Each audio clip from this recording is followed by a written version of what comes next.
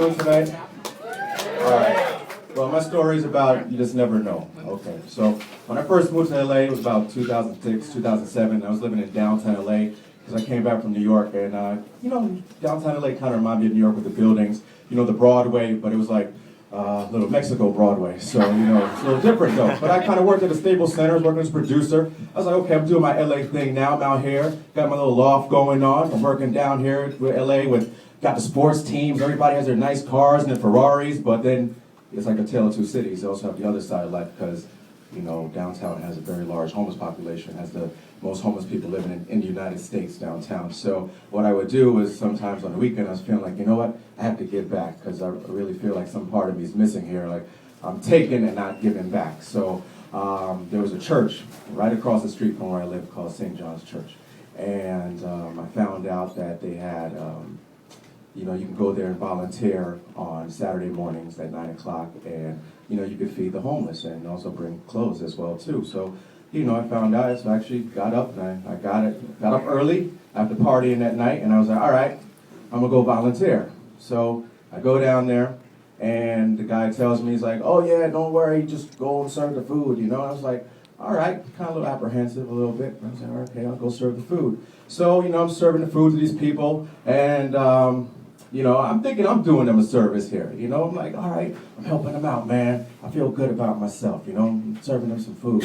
And, after I finished serving the food, I was going around making sure if they needed anything else, like, you guys need anything? And one guy was like, hey, man, why don't you come down and eat with us? And I was like, eat with y'all? I serve the food.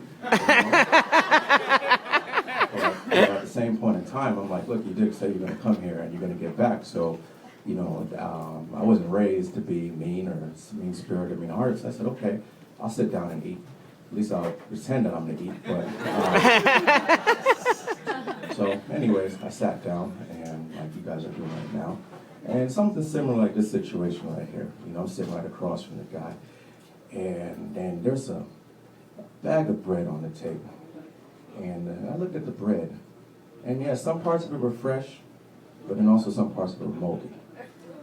So then he takes the bread out the bag, excuse me, and then he breaks it. And then he hands me a piece of bread. And I kind of looked at the bread, and I looked at him, and he was smiling.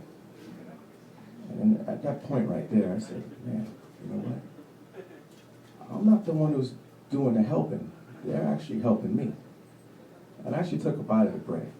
Now, I didn't eat the moldy part, of course. But, just to be in appreciation of sitting down in fellowship with another human being. And I think sometimes, at that point in time, I was taught perspective. And you never know. Because that could have been me sitting on the other side of the table. And it could have been somebody like me over here talking, oh, I just came to come help them. Oh, that's about it. But you never know what can happen. And that point changed my life and my perspective. So, thank you.